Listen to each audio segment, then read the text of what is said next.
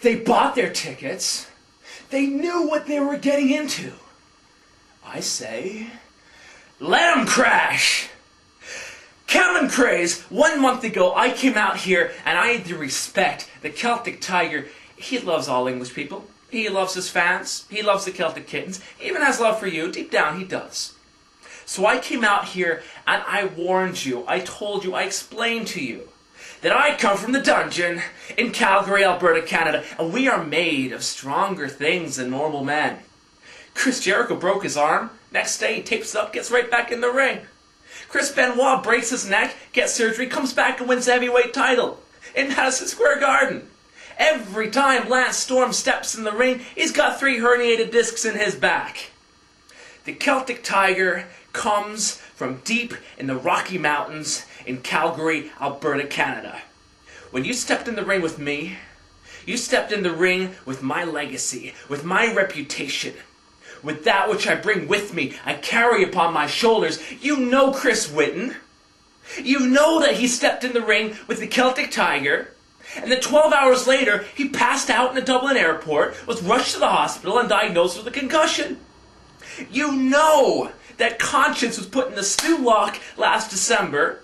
3 weeks later, it happened again. And for the next 6 months, he was hiding out in the back hills of Glasgow, afraid for his life that I'd come find him. You know Stevie Lynn, who I wrestled at Midsummer's Showdown. I put him in the stew lock, and 1 year later, when it came time for the rematch, he went to 3CW management and said, please, oh God, no, the Celtic Tiger, he'll end my career. I barely made it through the last time.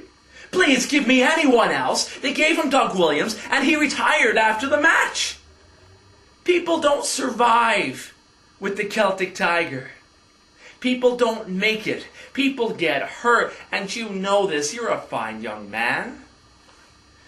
So why is it that I got a phone call this morning saying that Cameron Kraze, from his hospital bed, somewhere in the back hills of bloody well, where are you, Newcastle? Somewhere up north where they don't even have names to villages anymore?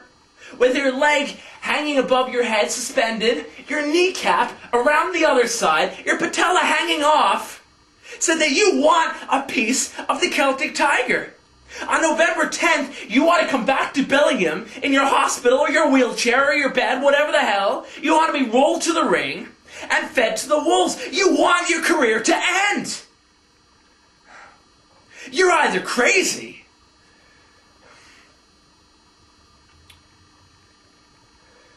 or you really do belong here. But come November 10th, it's not going to matter. Because November 10th, your career, your left knee hanging by a thread, I'm going to take it out again. I'm going to wrap it in the figure 4 again, and I'm going to end your career. Because that's what I do. And November 10th in Bellingham is going to be a very special night.